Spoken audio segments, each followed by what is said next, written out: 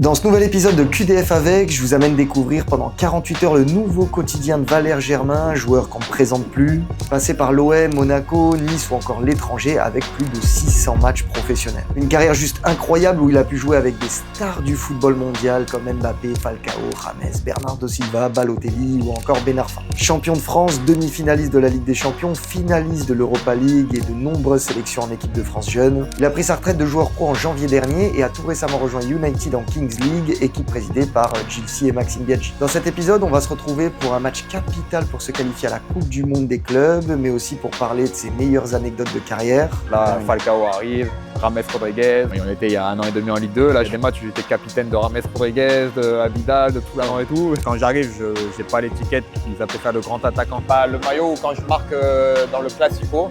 On se met beaucoup de côté, nous les femmes. Et la carrière de notre mari passe avant tout. De son parcours à l'étranger où il a pu nous raconter comment le foot est vécu et perçu à l'autre bout du monde, mais également une période pas simple où il s'est retrouvé au cœur d'un acharnement médiatique sur les réseaux. Quand t'as un mec comme Benzema qui prend ta défense et qui dit « Bah non mec, c'est un top joueur Valère, ça fait plaisir quand même. » Et au moins, ça calme un peu tout le monde en disant je ne me considère pas comme Zizou, mais bon, s'il dit ça, c'est que j'ai quelques qualités quand même, voilà. Bref, vous l'avez compris, on est parti pour ce nouvel épisode de QDF avec Valère Germain.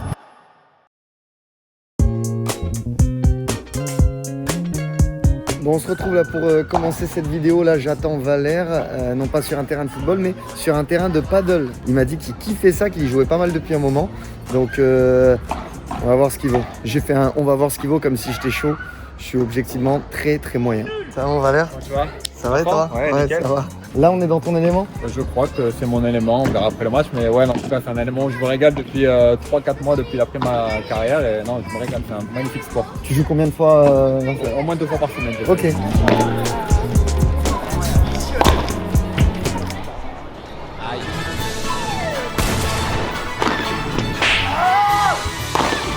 Ah non, ça!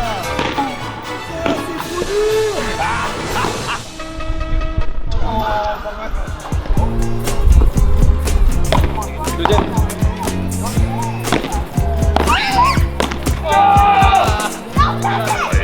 Ça a du mal à se décider, on a 5 partout. Il fait très chaud par contre. Ouf. Greg, je suis sincèrement désolé. Valère est finalement cuit, donc si demain à la Kings League c'est compliqué, j'en assume la responsabilité. On va la discuter un peu, Greg, on est dans la... Là, dis pas. Dis. Tu fais des compètes de temps en temps, pas J'en ai fait une, on était en demi-finale et mon coéquipier qui n'est pas Sharif s'est blessé et on reprend là, quand mon coéquipier revient dans 1 ou 2 semaines, on reprend les compètes. C'est bien de jouer entre collègues, mais un petit challenge et tout, c'est vrai quand même. Ah, même quand on joue comme ça, là on s'amuse, mais on a toujours envie de gagner. Donc là c'est un beau match, il y a 5 partout, on va finir ça. Et malheureusement pour Valère, on va gagner, mais bon ça c'est...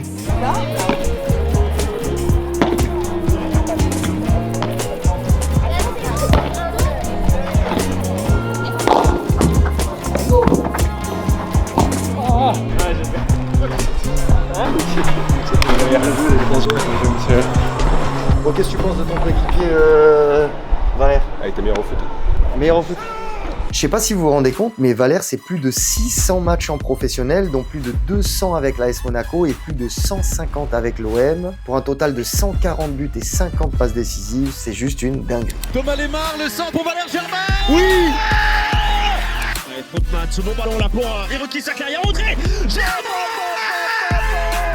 Et d'ailleurs, c'est pas le seul Germain à avoir marqué le foot. Son père, Bruno Germain, avait fait parler de lui dans les années 80-90, avec notamment un passage à l'OM de Bernard Tapie. Du coup, Valère baigne dans le foot depuis tout petit. Il démarre à Orléans, passe par Châteauroux, avant de rejoindre l'AS Monaco. Et comme je t'ai dit, de mes 15 à mes 21 ans, je suis bon dans mes catégories à Monaco sans être exceptionnel, ça prend un peu de temps. Peut-être que j'arrive à maturité un peu plus tard que certains. Et finalement, à force de persévérance et de sérieux surtout, toujours avec l'envie de réaliser ses rêves, j'y arrive un peu tard, mais j'y arrive. Jeune, j'ai toujours joué devant. Ils m'ont essayé les milieux droits. J'ai même fait un ou 2 mois arrière droit quand j'étais en CFA. Ah, ils ont essayé de te la faire aussi. Bah ils ont essayé de clairement.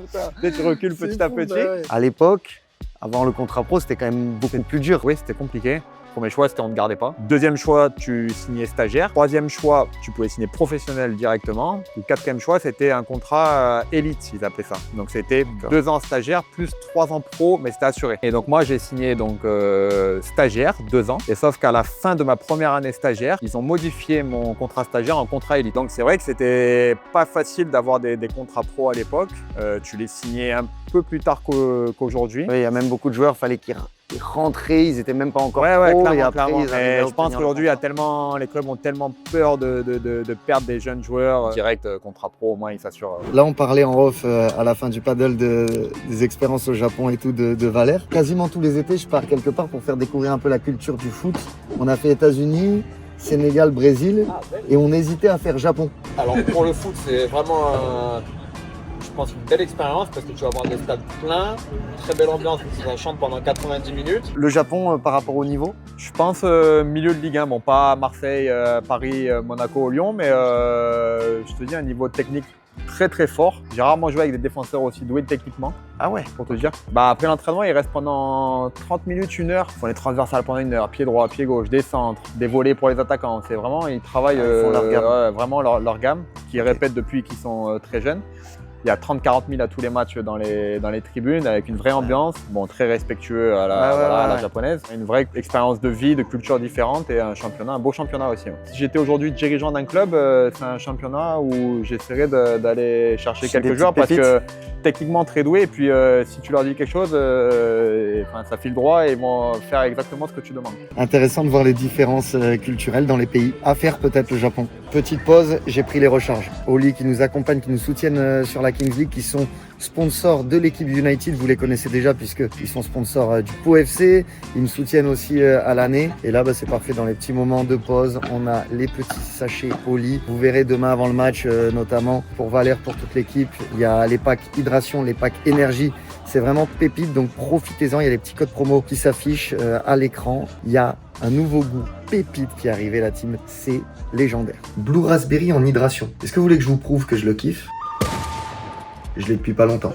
Qu'une éternelle souffrance. Vraiment, lui, les gars, c'est trop. Commandez-le et revenez commenter cette vidéo pour me remercier. Je vais changer votre vie.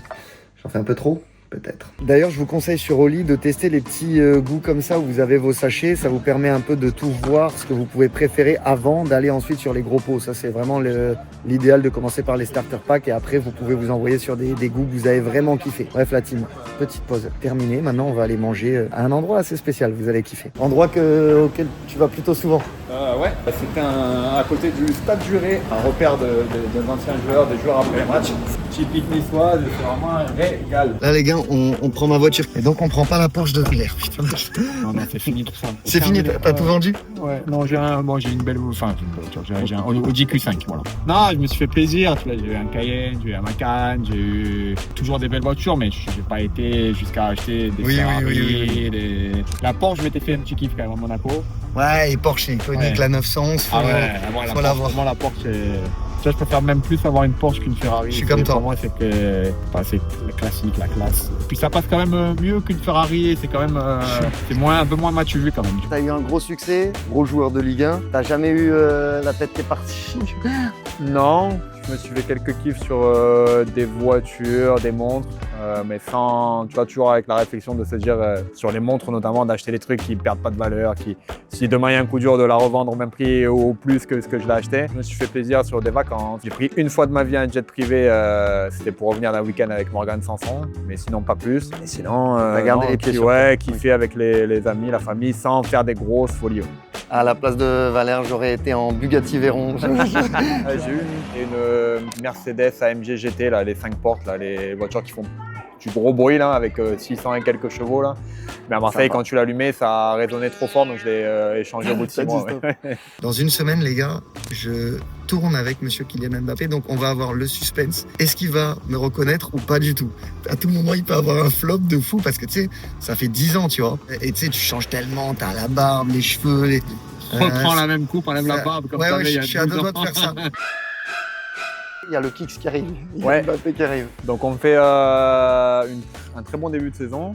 Mbappé avait commencé à jouer l'année passée, je crois qu'il avait fait sa première rentrée contre Tottenham, il me semble, en Coupe d'Europe, je sais plus quoi. Ouais. On commence la préparation, lui il fait la je crois, l'Euro des U18 ou U19. C'est vrai. Je sais plus exactement. Ouais. Oui, il le gagne, il la gagne. Et il revient, donc il revient un peu tard à la préparation. Et il est aligné le premier match en tant que titulaire parce que Falcao et moi, on n'est pas disponibles.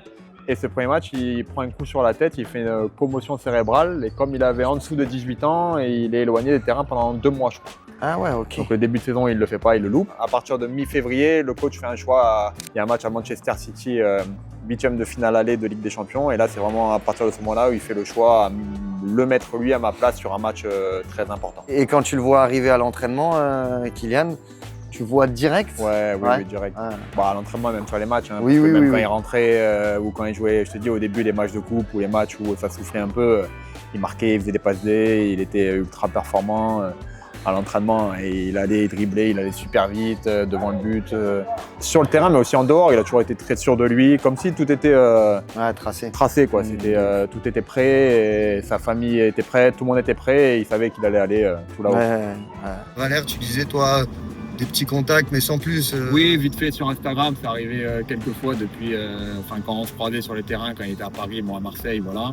Et je l'ai recroisé 1 ou 2 fois à Monaco pendant les vacances. Et quand on se recroise, on boit un coup ensemble et voilà, on échange et tout. Mais je peux pas dire que je suis en contact régulier avec lui et que c'est un proche ami. Oui, et tout, oui, je capte. mentir. T'as des joueurs avec qui t'es vraiment pote? Ouais, alors je suis très pote avec Denis Sapia qui était formé avec moi à Monaco, qui est à Saint-Etienne aujourd'hui. Morgane Sanson aussi, avec qui j'ai joué à Marseille et qui est à Nice aujourd'hui. Et avec Denis Sapia, c'est depuis presque 20 ans qu'on arrive au centre. Ah oui, c'est un pote du centre. C'est un pote du centre, il est 92, moi 90, donc on a été formés, on a commencé plus ou moins ensemble avec les pros aussi, donc c'est des relations qui restent, hein. C'est beau, c'est rare mais c'est beau. Avant de jouer avec les pros, Valère passe 2 années un peu dans l'ombre à Monaco avec beaucoup de matchs en réserve. Je fais presque 3 saisons en réserve, donc ce qui est beaucoup, et donc je fais 90 matchs en réserve. Oui. Donc Après, si bon jeune, parcours, c'est déjà... un bon parcours tu vois. Ça a été quand même formateur de jouer, parce que quand tu joues à N2, tu jouais contre des loustiques, papas, c'est clair, des quand ils papas, jouent Monaco, ils voilà, jouent leur exactement. Mais pour multiples raisons, je voulais rester à Monaco et me dire que mon heure allait arriver. Mais en 2011, Monaco descend en Ligue 2 et Valère en profite pour faire sa place dans l'effectif pro. Enfin, tu arrives à toucher à ton rêve, à jouer avec les pros et boum, le club descend en Ligue 2. Donc sur le coup, tu te dis mince, fait chier et tout, voilà. Et le fait de redescendre d'un échelon, ça a permis de faire partir certains, de repartir sur un nouveau cycle. Et les jeunes qui ont été là depuis le début de cette nouvelle ère, il fallait s'accrocher. Il y en a quelques-uns qui se sont accrochés, dont moi. T'es là au moment où il y a le rachat, donc je suis là, l'annonce du projet XXL. Quoi. Ouais, et on est dernier en décembre. Et début janvier, le club est racheté par monsieur Ribolovlev, qui vient racheter le club. Les 3-4 derniers jours du mercato de janvier nous ramènent 10 joueurs, je crois. Contrairement au club qui était dernier, j'avais fait une bonne première partie de saison. Et après, tu passes par la Ligue 2, vous arrivez à remonter. Ouais, donc la première année, ils envoient du pâté, on remonte et on finit 2e la première année. Moi, je joue pas trop au début de saison parce que je me fais un truc au genou qui me gêne pendant 3-4 mois. Et à partir de décembre, janvier, je rejoue. Je suis même vice-capitaine et je suis capitaine plusieurs fois. Donc, on était il y a 1 an et demi en Ligue 2. Là, il y a des matchs où j'étais capitaine de Rames Rodriguez, de Abidal, de Toulalan et tout. Je me rappelle à Lyon, je suis capitaine, j'ai une photo où je marque. Et en fait, on vient autour de moi et il y a tous les grands autour de moi, quoi. C'était incroyable. Sur l'après-carrière, tu disais potentiellement un peu entraîner les attaques. Oui, j'ai envie d'essayer parce que j'ai envie d'apporter un peu mon expérience et redonner tout ce que j'ai acquis pendant ma carrière avec les grands coachs et les grands joueurs que j'ai eu la chance et le plaisir d'avoir. Donc voilà, essayer d'accompagner les jeunes parce qu'ils sont très très bien accompagnés à la formation à Monaco, mais ça peut être encore un peu plus sur l'offensif, ça peut être pas mal. Et en plus, moi, avec la belle histoire que j'ai avec Monaco, quoi, ah bah oui, de ouf. Tu boucles la boucle là. Exactement. Là voilà, on va arriver, on va vous faire découvrir Loupantaille. Adresse, si vous venez à Nice, c'est des bons de fous. Et c'est de la vraie bouffe niçoise avec une ambiance géniale. Franchement, je vous recommande. On va partir en France. Ça va, nickel. Et toi? C'est longtemps, hein. Trop bien. Allez, vamos. Bienvenue à la maison. Là, il y a un moment de suspense qui va se créer parce que, voilà. Est-ce qu'il y a la photo avec Valère? Je l'ai, mais elle n'est pas affichée. Ah, il faut l'afficher la prochaine fois. Je vais montrer rapidement, les gars, pour vous donner une idée dans le resto. Plein de photos avec beaucoup de beau monde. T'as quoi comme anecdote particulière Oui. Monsieur Arsène Wenger, les gars. La famille Thuram, Raphaël Varane. Ça, c'est un petit peu le champion du monde. Après, on est avec tous les copains de l'OGC Nice. Hein. Eh oui. Sofiane Diop, Evan Guessant. Djibril Cissé, Melvin Barr, Gaëtan Laborde, Morgan Sanson, Incroyable. Charles Boudaoui. Pilote de Formule 1 Esteban Ocon. Et allez, là on est au resto, petite bière, hygiène de vie. Tu faisais gaffe pendant ta carrière? Ouais, j'ai toujours fait attention. Parce que t'as quasiment jamais eu de blessure.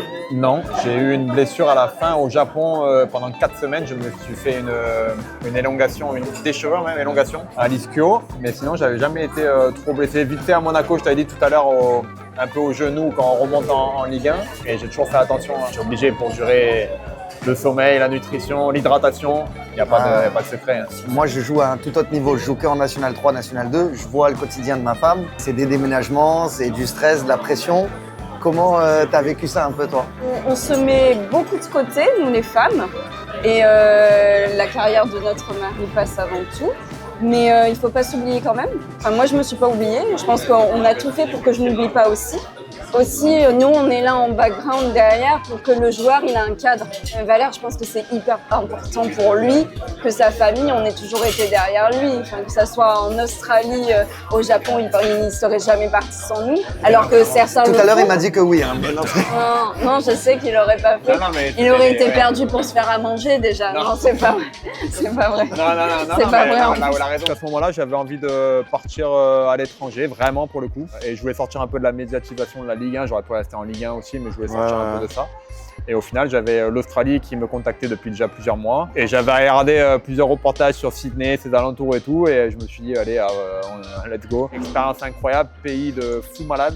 Et championnat pas exceptionnel en termes de niveau, mais... Ouais, c'est comment le niveau là-bas? Je pense Ligue 2, milieu de Ligue 2. Ok. Voilà, il n'y a pas énormément de monde dans les stades. Les salaires sont bas, mais ça correspond, je pense, pareil, milieu, fin de Ligue 2. Donc c'est pas pour l'argent, mais c'est pour l'expérience de vie. À Sydney, un conseil, allez-y. Quoi. Ta famille, ta femme, tout le monde a kiffé? On a kiffé, on a eu un enfant là-bas. Le grand a continué l'école là-bas. Trop cool. Extraordinaire. Donc bonne expérience. Ouais, top.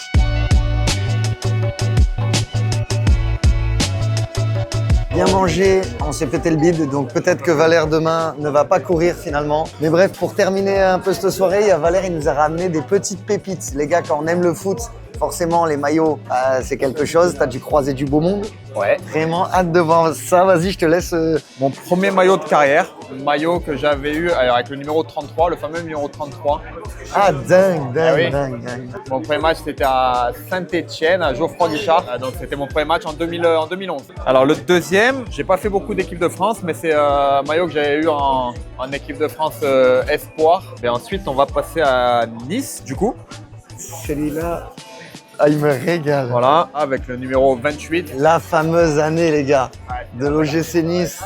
Quel kiff! Le vrai déclic arrive avec son prêt à Nice où il réalise une des meilleures saisons de sa carrière en Ligue 1. Ça a été l'une des plus belles saisons du club en termes de résultats et d'émotions. Ce duo avec Ben Arfa, ça s'est fait naturellement. Je sais pas, écoute, on va dire un duo, mais il y avait aussi Alassane Pléa qui malheureusement s'est gravement blessé cette année-là, mais qui avait fait on était une bonne triplette au début de saison et à la fin on l'a été aussi. Bon, il y a eu d'autres joueurs qui ont performé aussi, mais c'est vrai qu'avec Athème, du coup, on a dû assurer un peu l'attaque niçoise pendant cette année-là. J'ai été performant, il a été ultra performant aussi, et on l'a vu briller sur les terrains, à l'entraînement, mais encore plus sur les terrains où il a été incroyable. Enfin, je pense que tous les supporters niçois, même tous les amoureux du foot français l'ont vu cette année-là. Il a été exceptionnel. Ouais. Les supporters niçois, ils ont kiffé ton passage. Et je pense.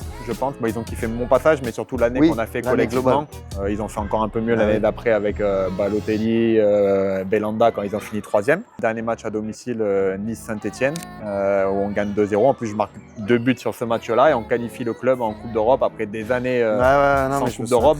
Et puis on avait vécu ce soir-là notamment un stade vraiment full et c'était incroyable. Alors, rentre de Nice, du coup je retourne à Monaco. C'est le maillot quand on est champion de France. C'était même mon 200e match avec le club. J'ai 100 matchs moi à niveau national. Tu retournes à Monaco et là tu sens qu'il y a un changement quand même de statut. Il y a Falcao qui revient de 2 années de prêt à Chelsea, à Manchester, qui sont pas forcément concurrentes pour lui. Il y a un autre attaquant argentin qui est là, donc je demande un peu quelle va être ma place dans ces 3-4 joueurs qui sont là. Et Jardim me dit que moi je joue à un attaquant et tu vas être en concurrence pour le poste de numéro 2 avec Carrillo. Moi je performe performe à Nice. Et à Monaco, ils jouent une année sans attaquant qui performe. Et si tu vois, dans Nice Matin, il y avait souvent un comparatif. Donc moi, je rigolais, j'étais content, voilà. Et à côté, tu avais Monaco en manque d'attaquants, donc forcément. Ouais, et au final, je me dis, bon, allez, on va pas faire la préparation et je sais que ça va pouvoir se tourner et finalement, ça tourne. Ouais, le travail a payé. Vraiment. Il participe à l'une des plus grandes saisons de l'histoire du club, champion de France 2017 devant le PSG, demi-finaliste de la Ligue des Champions et il assiste d'ailleurs au début du Kicks. On a la chance de jouer contre la Juve. Voilà, donc maillot de la Juve de Ligue des Champions. Waouh, incroyable. Ouais. Pareil, c'est quart de finale de Champions League. Là, on joue contre Dortmund. Et sur ce match-là, j'ai la chance de rentrer, de marquer Louis II le 3e but donc en quart. Si je me trompe pas, cette année-là, vous êtes champion. On est champion de France. On fait demi-finale de Ligue des Champions et demi-finale de Coupe de France. Et en Coupe de France, en fait, on va à Paris et on était encore sur les 4 compétitions et le coach décide d'aligner une équipe vraiment bis. Donc on y va avec des jeunes en fait à Paris en demi-finale de Coupe de France. À Paris, le coach se dit on laisse tomber un match, enfin une compétition, on met les jeunes et on prend 3-0, 3-1, je sais plus. Et finale de Coupe de la Ligue qu'on perd contre Paris. J'ai pris un maillot de Paris quand même. Bon bah toi qui es supporter niçois, un beau souvenir. Oh, Le maillot d'Athènes. les gars, le maillot d'Athènes après sa saison à Nice. Donc à Marseille, bah, le maillot quand je marque dans le Classico au parc, on avait joué donc avec un maillot ballon extérieur. Pareil, je l'avais fait signer par tout le monde. Et marqué au parc quand on est Marseillais. Quand tu es jeune, tu sais qu'en plus, moi jeune, j'étais supporter de Marseille. Tu te dis, tu rêves dans ton jardin, Marseille, Paris. Bon là, c'était au parc, c'est différent. Et après, un petit dernier avec Marseille en Ligue des Champions. Donc, Oh, qu'est-ce qu'il est beau lui. ouais, lui, il est magnifique aussi. Ouais. Ah, le maillot est dingue. Hein. Le maillot est dingue. Bon, le joueur est dingue aussi. Ouais, hein. le joueur est dingue aussi. Ça te faisait rêver ou pas spécialement, je sais pas, de la Première Ligue, de la Liga? L'Espagne, j'aurais bien aimé l'Espagne. Ouais, avec ton profil en plus. Ouais, ça exactement. match, hein. Mais comme je te dis, je pense après avoir beaucoup joué à Monaco dans une équipe championne et en demi-finale de Ligue des Champions, j'aurais pu avoir, bon pas le Real, le Barça, l'Atlético et tout, hein, ça c'est sûr et certain, mais j'aurais pu avoir une équipe sympa à mon avis de Liga.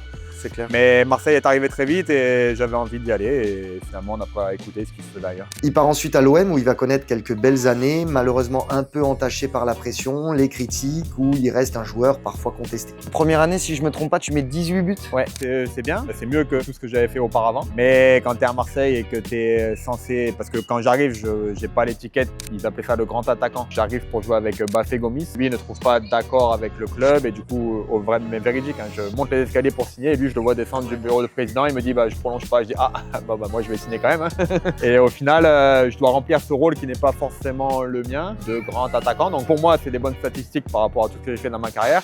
Mais pour un grand attaquant à Marseille, c'est pas assez. Voilà. C'est cruel l'OM dans le sens où Ah oui. tu vas faire une saison à quasiment 20 buts quand tu connais le foot, quand tu connais la Ligue 1.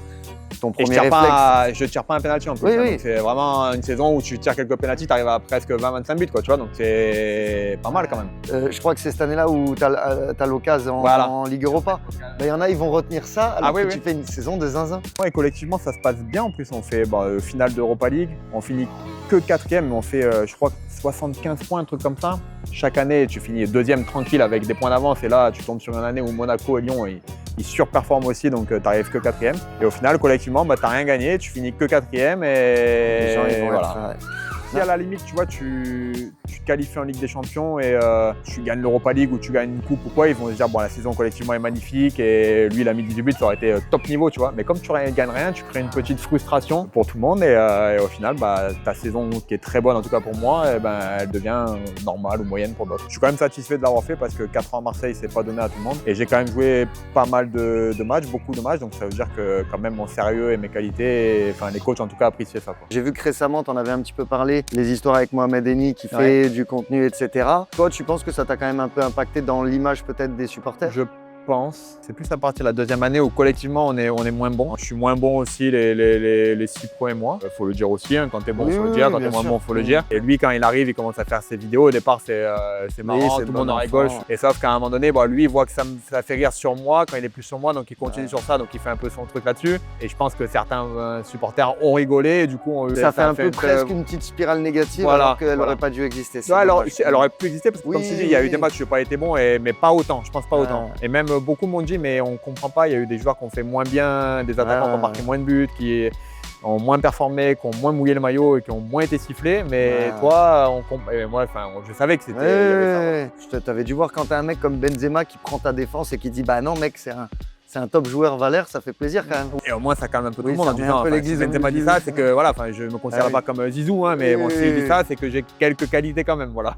Après un passage plus discret à Montpellier, il choisit un chemin inattendu, l'étranger. D'abord en Australie où il devient capitaine et meilleur buteur de son club, puis au Japon pour vivre une dernière expérience de folie avant d'annoncer sa retraite de footballeur en début d'année. Janvier 2026, t'annonces ta retraite officiellement. J'avais fait une sorte de petit deuil en partant de la Ligue 1. Je savais qu'à la fin de ce périple à l'étranger, je rentrerai en France pour arrêter. J'avais pas envie d'aller jouer dans un échelon inférieur. Et puis j'avais surtout l'envie de revenir à Monaco, de poser ma famille à un endroit, de plus bouger. Et puis surtout de reprofiter des plaisirs simples avec la famille et les amis. Il y a beaucoup de joueurs qui sont un peu en mode dépression, c'est dur Non, d'arrêter ouais. le foot, toi tout va bien. Non, nickel. Écoute, en plus, il y a les beaux jours qui arrivent. Là, on est, ça on va. est au top niveau. Je fais pas mal de paddle, pas mal d'activités, un peu de consultanat sur TV Monaco, Canal+. Je fais ma licence d'agent FIFA fin avril et je vais sûrement aller entraîner les attaquants à la formation à Monaco. Donc, pas mal de petits projets. En attendant de savoir que je kiffe vraiment pour aller vraiment dans un seul projet. Et puis voilà, plein de plaisirs simples de la vie au quotidien. D'ailleurs, si vous voulez découvrir en détail son parcours et toutes ses anecdotes, j'ai filmé l'interview complète en format podcast publié sur ma chaîne secondaire, donc n'hésitez pas à aller l'écouter, c'est hyper intéressant. D'ailleurs, c'est qui pour toi le top 3 des meilleurs avec qui tu as joué?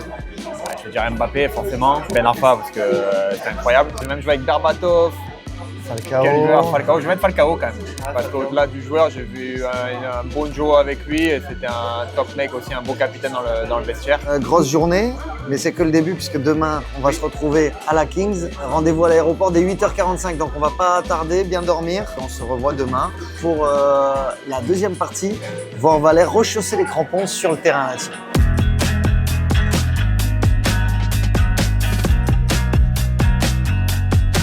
Jour 2, on part direction Paris pour aller à la Kings League. Ça y est, on rentre dans le vif du sujet. Ça a bien dormi, bien récupéré, Valère? Juste un peu le ventre plein, on va dire. On a bien mangé hier. Ouais. Comme tu dis, on attaque des choses sérieuses. Hier, c'était l'activité marrante, drôle. Maintenant, c'est des choses sérieuses. Jour de match, donc bon, même si ça reste que de la Kings League, mais on va essayer d'aller faire notre première victoire parce que pour vous refaire rapidement le contexte, 2 matchs, 2 défaites entre guillemets, une première contre l'équipe d'SDM les Dragons et deuxième match nul, Valère. Match nul, on a perdu au shoot-out. Le match nul qui compte comme défaite parce que quand tu perds au shoot-out, On prend pas un point comme on aurait pris en championnat classique. Donc aujourd'hui, premier vlog et première victoire, je vous l'annonce. Si on perd, ça va mal vieillir ce moment. Philippe et Greg, il faut voir qu'on va louper le duel. Ça peut être pas mal. En plus, moi je vais dire putain, je fais une vidéo avec Valère, il est pas là. Je peux lui faire monter la sauce. On les rejoint que dans le parcours. À la toute. Pas de nouvelles, pas de message. Je crois qu'on est là pour. Il va faire genre qu'il était au courant, qu'il a pas douté. On fait quoi? On reste ici? Ils sont juste là, tu les vois. Oui, j'ai vu. Vous voulez que je commence à y aller? Je filme et je fais genre je suis seul? Ça va, mon Val? Ça va et toi? En forme? Voilà. Je vous ai dit on retrouve l'équipe United pour une bonne journée. Ouais. Mais il n'y a pas Valère. Il n'y a pas Valère. Valère, apparemment, le paddle a été trop intense hier et il s'est pas réveillé. Non, je sais pas. Non, il y a une galère sur le paddle. Ok. Le joueur 2. Le temps de prendre un café. T'es fou, on a la des joueurs 2. Je suis avec eux tout à l'heure. Greg m'a proposé de participer à la Kings début janvier. Et étant toujours passionné de foot et l'envie de reprendre du plaisir sur un terrain avec des coéquipiers dans un vestiaire, j'ai validé assez rapidement et c'est ce qu'on fait pour l'instant. On prend beaucoup de plaisir sur le terrain. L'avion, t'as pas peur? Non. Pas du tout? Non. Après, là, c'est un avion de ligne, donc Oui. tu prends avec les clubs, tu sais, les petits avions, il n'y a que 30 places, des fois ça bouge un peu, mais enfin, je suis pas non plus ultra rassuré. Le dernier, il était pas sympa le dernier. Quand il dit qu'il nous restait plus qu'une heure de carburant.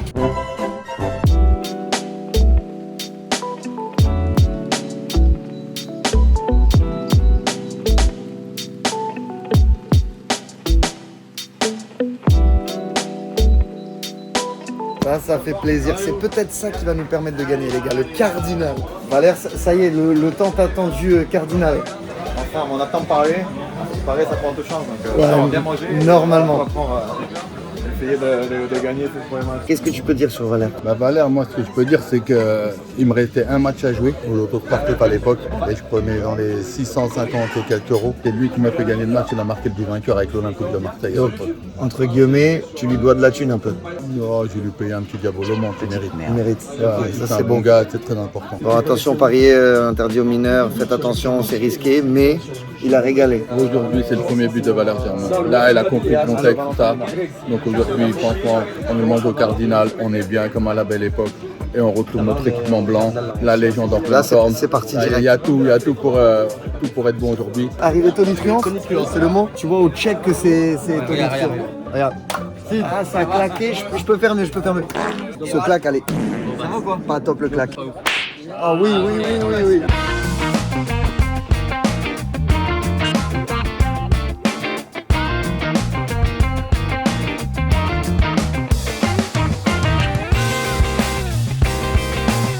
Là les gars, on est avec Max, objectif qui s'entraîne un petit peu au pénalty du président. C'est Sid qui l'avait tiré la semaine dernière, ça n'a pas été un franc succès malheureusement. Les gars, il envoie le fameux extérieur du pied de Sid. Normalement c'est du 100%. Ah, aïe. Le fameux extérieur du pied de Sid, c'est du 100%. Mais aujourd'hui, Max il m'a dit il compte sur Valère sur le terrain. Donc ce sera que du bonus en fait. Ce sera que du bonus, de toute façon je sais que je vais le tirer pour le fun. Je t'ai dit quoi quand t'as vu la première fois que Valère était dans l'équipe? Trop content. Je me suis dit mais c'est une blague ou c'est vrai? Et oui, t'avais répondu sur le groupe. Et oui, Valère pour rigoler ou c'est vrai? Trop bien.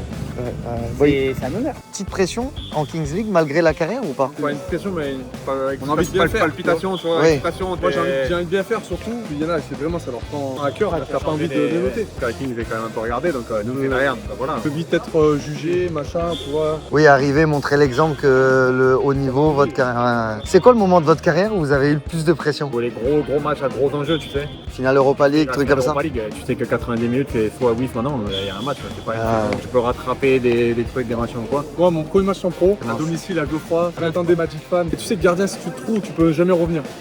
Moi, c'était la première fois qu'ils m'ont appelé pour faire un banc en Ligue 1. Ouais. J'avais 17 ans. Antonetti qui avait dit. Oh putain, Antonetti, génial. Qui avait annoncé. Et là, tu t'imagines plein de scénarios. C'est une super expérience, mais la pression parce que tu te dis, bon, bah, s'il m'appelle. T'es rentré ou pas? Non, t'as Non, juste. j'étais pas rentré. Première fois que vous arrivez sur le terrain, là, en mode jeu vidéo, tout ça, vous dites quoi? Du foot, mais C'est du foot. Ça n'a rien à voir avec l'inconnu. C'est pas facile parce que c'est un format différent. Le terrain est petit. Quand tu joues à 7 contre 7, il y a des gros gabarits en face. Un bon joueur de foot à 11 n'est pas forcément un bon joueur de Kings et inversement. Il faut s'adapter aux différentes règles. L'atmosphère qui est particulière avec le bruitage, les lumières, un terrain noir, une ambiance un peu sombre. C'est une bonne expérience et j'espère pour la Kings mais j'en suis sûr que ça va exploser dans les années futures. Les gens, ils ont trop souvent tendance de l'extérieur à dire ah ça va, mais quand on y est les gars, c'est pas pareil. Hein. Max, sur l'entrée des joueurs, fais une Rémi Gaillard, tu viens? S'il te plaît. Mais oui, sur l'entrée des joueurs, une Rémi Gaillard, il vient. Ouais, tu veux. Vas-y. Mais Max, il est en train de louper l'entrée des joueurs, merde. Ouais. Max qui n'est pas avec nous dans le cast, on sait pas Max encore où il qui est. a loupé l'entrée des joueurs. On a hâte de le retrouver.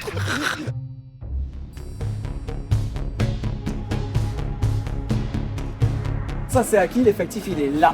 Il bougera plus. La mentalité, ce que j'ai vu dimanche dernier, bravo les gars, vous êtes dedans. Même si on n'arrive pas à faire de la cohésion, des jours entre nous, parce que chacun est dans son play, parce qu'il y a plein de choses qui font que ce que vous démontrez, ce que vous avez démontré dimanche, et ce qu'on démontre encore là au Cardinal, tout ça, on sent qu'il y a encore un truc. On sent qu'il y a de la bienveillance, de la gentillesse. C'est top. Donc la mentalité, elle y est. Le fait que vous lâchez rien. 4-2, on continue, on y va. Par la 4-4, on doit gagner le match. Ok, la mentalité, elle est là. Les gars sont trop propres, trop gentils en Kings League. On va dire ouais, ils sont bons, mais il faut plus. Il faut une frappe de 45 mètres, pleine lucarne. Il faut un dribble comme Yas. Il faut une volée de Scara, ballon de 30 mètres, bam, comme elle vient, boum, lucarne opposée.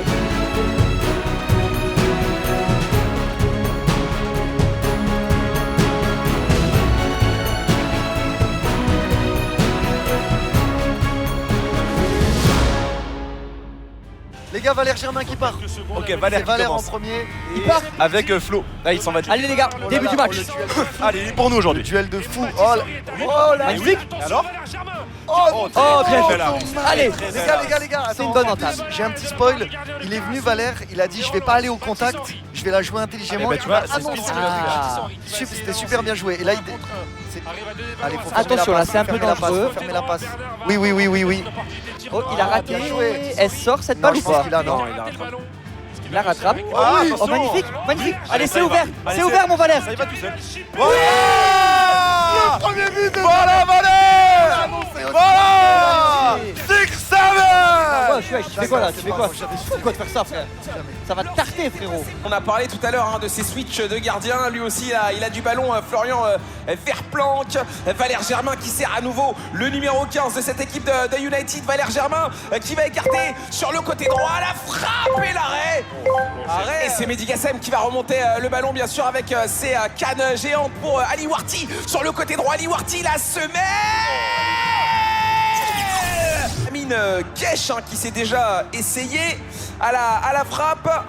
Mais Karasu qui est déchaîné là dans ses premières minutes. Et Florian Verplanck qui est une nouvelle fois battu. Et attention, cette fois-ci, Valère Germain qui a feinté finalement, qui donne à Alcenisano la frappe d'Alcenisano contrée et ça revient dans les pieds de Katiri. J'entends beaucoup des fois oh Valère trop nul machin et tout parce que ça a été la mode à un moment de critiquer Valère Germain. Les gars, vous vous rendez pas compte le monde d'écart entre le niveau de Valère Germain et le niveau moyen de la Kings League. Genre il y a 12 galaxies vraiment d'écart. Et tu sais que je bossais justement sur la vidéo avec Valère. Sa saison à l'OM, sa première saison, frérot, il met 18 buts. Non mais les mecs, 18 buts. N'importe qui fait ça, c'est un... C'était un attaquant, Valère. Ouais. Mais tu sais, quand tu reprends juste un peu sa carrière, ça à l'OM, demi-finale Ligue des Champions. Mais même à Monaco champion déjà. De Ligue 1 avec Monaco, frérot. Et titulaire avec des Falcao et tout. Bien sûr, bien sûr. Dingue.